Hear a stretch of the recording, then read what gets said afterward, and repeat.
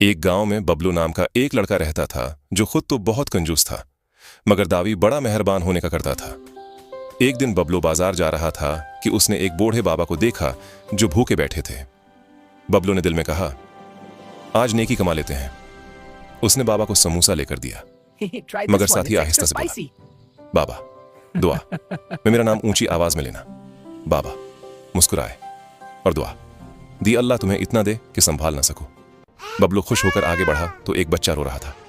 बबलू ने बच्चे को टॉफी दी, मगर शर्त रखी कि रोना बंद करो वरना टॉफी वापस। बच्चा हंस पड़ा। आगे जाकर बबलू की जेब से पैसे गिर गए। एक गरीब लड़के ने आवाज दी, भाई आपके पैसे गिर गए हैं। बबलू ने फौरन कहा, अरे ये तो मैं तुम्हें इनाम दे रहा था, तुम रख लो। लड़के ने कहा, नहीं भाई, मेहरबानी वापस नहीं ली जाती।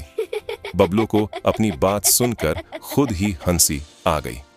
शाम को बबलू घर पहुंचा तो उम्मी ने कहा, आज तुम्हारे लिए पड़ोसी ने खाना भेजा है क्योंकि तुमने कल उनकी मदद की थी। बबलू हैरान रह गया और दिल ही दिल में बोला लगता है, मेहरबानी वाकई बोनस के साथ वापस आती है। इस दिन के बाद बबलू ने मेहरबानी करना शुरू कर दी बगैर शर्त के।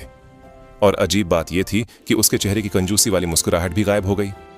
सबक, सच्ची मेहरबानी हंसा भी देती है और लौटा भी देती है।